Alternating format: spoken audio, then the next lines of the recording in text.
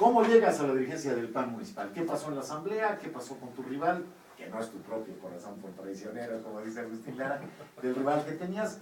¿Qué pasa y qué PAN encuentras ahora dividido a nivel municipal, a nivel estatal? Pues es claro que Rafael no fue al informe del Lano, ni del gabinete, ni Tony Gali.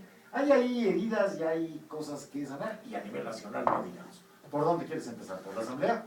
Hola Fernando, pues por saludar a todo tu auditorio, buen día a todos y gracias por permitirme estar aquí, Fernando. Ya sabes que encantado. Gracias.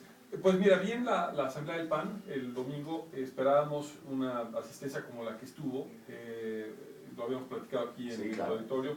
Me parece que la asamblea en términos de su registro se desbordó un poco y la planeación del registro fue y terminó siendo insuficiente para la asistencia que llegó, con largas colas de los compañeros para registrarse, lo cual seguramente a más de uno lo desmotivó para quedarse y no sé qué. Con una participación interesante y bueno, se da la votación. ¿Qué encuentro del partido? Bueno, naturalmente un partido que está de pie, que está mirando para el futuro, que está mirando para adelante, sí con un grave problema de dos posiciones encontradas y que al final me encuentro en medio con la gran tarea de reconciliar y de poder lograr la reconstrucción de la unidad del partido en torno al partido. Decía en la asamblea que la unidad nos ha asegurado la victoria y la división nos ha acercado a la derrota. Entonces, ¿qué es lo que queremos? Es ganar elecciones. Pues es una condición fundamental para ganar elecciones el poder estar en una posición de unidad. Ya lo vimos, en la práctica está demostrado. Y entonces creo que el reto está ahí, y el reto está ahí mirando hacia el futuro. Es algo que parece que los políticos dicen, pero en la vida práctica no entienden. El que se divide pierde, porque pues, digo, y le va a pasar a la izquierda en 2015, Morena por un lado, el PRD por otro, el PT por otro, se van a atomizar. Sí. Si hay 1 millón de izquierdosos, ¿no? En vez de ir 1 millón jalando la misma carreta, que la jalarían de pelos, pues van a acabar 200 jalando una, 200 otra, y el que tenga 1 millón jalando su propia carreta, pues les va a ganar. Eso está visto, ¿no? Y lo que hemos comentado dentro del partido es que hay que levantar la mirada hacia el futuro. Es decir, si nos ponemos a ver al partido, nada más, es como uno mirándose al ombligo, tiene pocas posibilidades de caminar en ninguna dirección. Pero si miramos al 2018, lo que vamos a ver es un reto muy importante del partido en donde por primera vez en la historia hay elección concurrente, federal y estatal, y el partido en Puebla tendrá que ser capaz de presentar candidato o candidata a gobernador, 3 fórmulas al Senado, 2 por la vía directa y alguna por la vía plurinominal.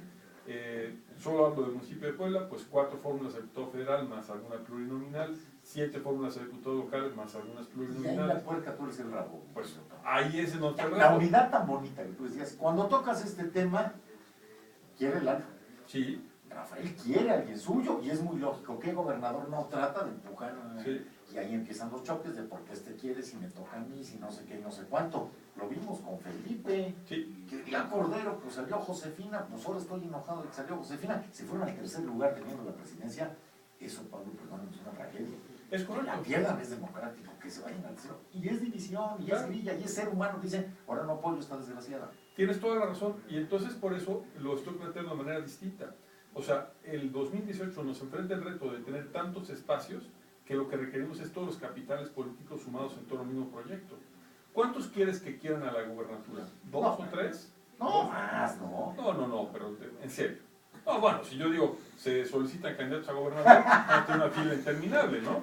No, pero que tengan posibilidades reales de... Dime tú quiénes tienen posibilidades reales. No, ¿Gali? No, bueno, las va a tener, pero no es miembro activo del partido y yo no sé si él quiera finalmente estar cerca del partido. ¿Cabalán? Cabalán... Tampoco es miembro de tu partido. Pero lo veo en la gubernatura corta.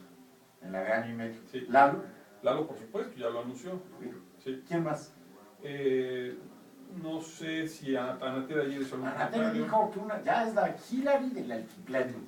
Pues son 60 las dos, más o menos. No sé.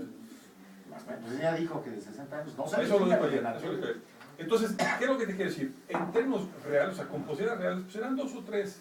Bueno, ¿qué es lo que tenemos que hacer como partido? Un acuerdo interno. Es decir, el que vaya punteando, que vaya a la gubernatura, y el otro, o los otros que vayan secundando, que vayan a la senaduría y sumamos el capital político. Y entonces sí ganamos porque ganamos. Y para la presidencia municipal de Puebla, pues igual quedan 4 o 5. Bueno, pues el que vaya punteando, que vaya a la presidencia, y los otros que vayan a la... Esa va a ser tu labor fundamental. Esa es la labor fundamental. Exactamente. Aquí me ha mencionado a Marta Erika como una posible candidata a la gubernatura en alguna columna. Mira, ¿A ti como líder del PAN municipal te ha llegado esa posibilidad? ¿Alguien te ha No. dicho o tú lo ves como una posibilidad? no me ha llegado ningún comentario en ese sentido, y lo que sí es muy común es que se habla del desarrollo de las esposas. Hay quien ha especulado de la esposa de Eduardo Rivera también, Como diputada federal y de Margarita como alguna como cuestión candidata a la federal. presidencia en 18, la esposa de Felipe Calderón. Es una mujer bastante abusada. Sí, así es, así es. Yo creo que están haciendo una gran labor, y creo que Martí, que está haciendo una gran labor, creo que Liliana está haciendo y ha hecho una gran labor. En fin, al final son capitales políticos, y vuelvo a decir, lo que nos ocupa en el partido es reconstruir un ejercicio de unidad hacia el partido, o sea, la unidad en términos de los valores, los principios, la doctrina, la ética del partido. Ahí es donde debe estar la unidad. Y las preferencias personales y los afectos personales, esos no importan, esos que no entran en la agenda. A ver, un director de orquesta llega y aunque tenga un buen violinista, un buen fagotista, un buen chelista, un buen percusionista, si no elimina los egos individuales de cada uno, no hace música. Si no hacen que el del trombón se olvide de que se peleó con su suegra o que le cayó a vivir la suegra, no hacen música por buenos sean los instrumentistas. Tú eres el director, tienes un capital humano valioso en todos los que has mencionado. Sí. Pero si tú no diriges bien, en vez de hacer música y armonía y demás, pues va a ser ruido de linabo, ¿no? De cocol. Ese es tu reto. Ese es el reto. Y me encanta el ejemplo que estás poniendo. No sé si has visto hay un clip que yo creo que está en internet todavía, que se llama Lecciones que todo líder debe saber. Está en inglés. Si no has tenido oportunidad de verlo, es un clip de unos 20 minutos, vale la pena que lo veas. Es una persona que va describiendo la labor del director de orquesta. Y entonces te pasa a distintos directores de orquesta, entre ellos a Von Karajan, por ejemplo, ¿no? Y entonces te va diciendo cómo lo va haciendo cada uno de los directores de orquesta, ¿no? Y entonces te pone algún director que es muy disciplinado y que notas como con una enorme disciplina está exigiéndole a los músicos, y no te platica que ese cuate tronó de volada. Y al final, Por férreo. no, porque cada músico en su instrumento es una expresión de su vida. Y el director de orquesta lo que tiene que hacer es lo que tú acabas de escribir, armonizar las vidas de todos, no obligar a nadie. Y entonces al final concluye, lo que el director hace es disfrutar la armonía que fue trabajando. Es decir, el director de orquesta, cuando está dirigiendo la orquesta en el concierto, no es un disciplinador, ¿no? Meramente de repente señala a alguno para que esté en el tiempo. Tiene que ser un disciplinador. Pero no en ese momento. No permanentemente. A veces sabes que es un extractor Sí. de experiencias y sentimientos de los demás. Así es. Yo una vez vi a Batis regañar a una chava porque en el compás 49 quiero que suene tu, y usted hace tu, tóquelo como si fuera, no me regañizas. Pero luego en la noche en el concierto, porque le vi el ensayo a Batis en el auditorio, y en la noche en el concierto, el cuate había sacado esa expresión que quería. Y ya con toda tersura se aventó un banner memorable, ¿no? Bueno, entonces, busque eso que te estoy diciendo. Eso, a veces sí hay que levantar la voz. Búscalo y te va a gustar. Lessons that all leaders may know. Es algo así. Búscalo. Y sí creo que eso es lo mismo en la política. O sea, la política no son autómatas haciendo discursos. Son seres humanos que tienen una historia, que tienen unos afectos, que tienen una trayectoria, que tienen aspiraciones y que tienes que armonizarlos. Y yo creo que hay un reto importante en 2018 en donde son tantos los espacios que requerimos talentos en el juego. Y a nivel nacional, ¿qué puedes hacer? Porque digo, es ostensible. Madero vino al de Rafael. Tú no puedes obligar a Madero a que venga al de Lalo. No. Al de Lalo sí vinieron los otros tres que están en bloque. Cordero contra Madero. Hay que darle un Madero a un Cordero, dice Juan Huerta, o un Cordero a un Madero. En fin, ¿cómo les pega eso aquí? ¿Cómo les pega un desgaste que traen por la falta de transparencia? Un alcalde que dice, diputados del PAN me están pidiendo una mochada. Eso, a ver, nos educaron a pensar que de eso era capaz el PRI. Sí. Que de eso era capaz los juanos de las tribus del PRD. Pero un panista. La fiesta de ayer en el Senado. Sí. Preciado es una fiesta para su esposa. No me asusta que se eche sus alcoholes, eso es sanísimo. Pero en el Senado, el día de sesión, y echan sus puros en un área de no fumar, o sea, violando todo, pero sobre todo privatizando lo público. Es un edificio público, le hago una fiesta a mi vieja porque soy senador, ¿y qué? Esas barbajanerías, pues yo, en el país que crecí no eran propias de ustedes. Ustedes eran unos caballeros. Yo coincido contigo y me parece que el reto del PAN está ahí. Ahora, desde el comité municipal, ¿qué teníamos que hacer para el comité nacional? Yo diría, en honor a la verdad, nuestra aportación es un granito de arena, pero hay que ponerlo.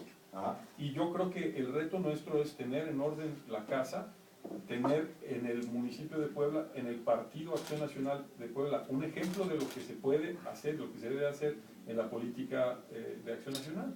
Esa es nuestra tarea. Ahora, este gran conflicto que se ve ahora, pues porque viene el proceso de renovación de la dirigencia nacional. Pasando el proceso. Pasando el proceso, hombre, pues es tema de tiempo. Y no quedará alguien ardilla por ahí que... Probablemente sí, pero nuevamente es un tema que durará un poquito de tiempo. Y en el ínterin pasa 2015 y 2016. Pablo, estás en el cargo de líder municipal del PAN porque eres el puente de los pocos que pueden hacerlo entre el PAN tradicional, panistas de toda la vida, como Paco, Fraile, sí. Como Natel. Los conoces, creciste con ellos.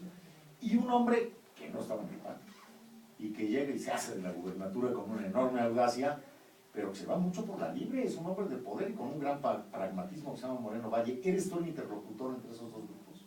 Digamos que soy, como tú lo dijiste al principio, un puente. Y efectivamente he estado en medio y así me he estado conduciendo en todo este tiempo. No ha sido nada fácil y sí hay momentos de repente pues, muy complicados.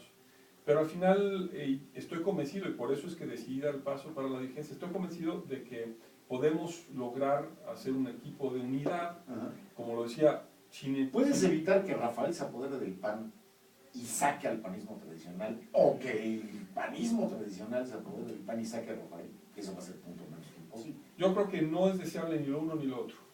Y lo que necesitamos es hacer un trabajo de base. O sea, al final, vuelvo a decir, no son autómatas los panistas. Ni es un autómata el gobernador Rafael Moreno Valle o Eduardo Rivera, ni es un autómata don Patricio Curri de una colonia que es un amigo panista, pues, y doy un nombre, por decir uno, te podría decir 1000 nombres, ¿no? Somos seres humanos y tenemos afectos y no somos comprables ni vendibles. Algunos sí se pondrán precio en una cultura y otros no.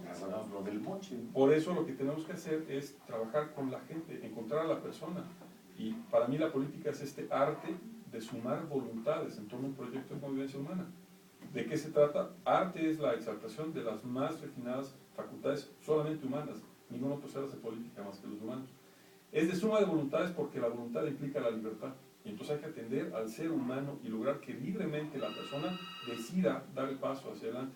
Y es en torno a un proyecto de convivencia. ¿Y cuál es el proyecto de convivencia que propone el PAN? El bien común, el respeto a la dignidad humana, la solidaridad, la subsidiariedad. Y entonces este es el planteamiento que tenemos que hacer. Yo lo que sostengo es, hay que regresar a los orígenes en términos de doctrina, en términos de creencias, pero hay que adecuar nuestras formas prácticas de hacer política. ¿Te gusta ganar el poder sin perder el partido? Fue una frase que pegó mucho, vendió mucho. Me gusta más. No se volvió realidad. Me gusta más la afirmación que hace don Luis Chávez. ¿Qué es? Don Luis dice, nunca nos derrotó la derrota, no permitamos que nos derrote la victoria. Muy buena. Esa me gusta. Y a veces la victoria derrota más que las derrotas. Porque entonces lo que sucede es que en la victoria, y así lo digo, y estamos hoy en Puebla en tiempos de victoria, no permitamos que nos derrote la victoria. Hay que regresar a los orígenes y adecuar nuestra forma de hacer política a una nueva realidad. Ayer Eduardo Rivera decía, vienen tiempos difíciles, pero voy a defender mi administración. ¿A qué se defiende? ¿Teme o tú crees que tema un embate de alguien? ¿Del mismo PAN? Mira, en política hemos visto que de repente se hace escarnio injusto para lastimar políticamente a otros, ¿no? Y el problema que hay es que la manera en la que está el esquema de rendición de cuentas es un esquema que revisa de manera legal las cuentas, que no necesariamente de manera referida a honestidad. ¿Qué quiero decirte con esto? Y te lo voy a decir como un ejemplo. Entre los requisitos que la ley te pide para hacer una obra, por ejemplo, te dice que tienes que tener un oficio de suficiencia presupuestal. Entonces, si tú concursas una obra, asignas la obra, ejecutas la obra a un costo adecuado, la pagas completamente a la empresa, ¿sí? Pero en el expediente del concurso falta ese oficio, entonces hay un desfalco por el valor de la obra. Oye, pero la obra se hizo se pagó, pues sí, pero como no está ese oficio, la ley dice que tiene que estar y no está, pues entonces hay un problema, ¿no? Entonces, claro, se Pero puede... es más burocrático, más de Sí, pero trampas además, que hay en la propia ley. sí, además la pregunta es cómo tendrías que redactar la ley.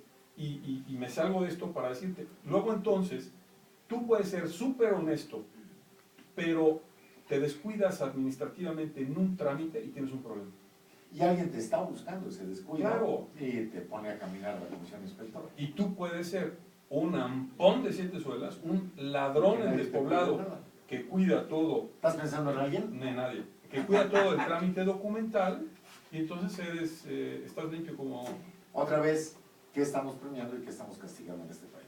Sí. Y por O eso... sea, premias al que roba impecablemente bien, al que es un raterazo refinado, lo premias. Ah, porque tiene una técnica rateguil muy buena.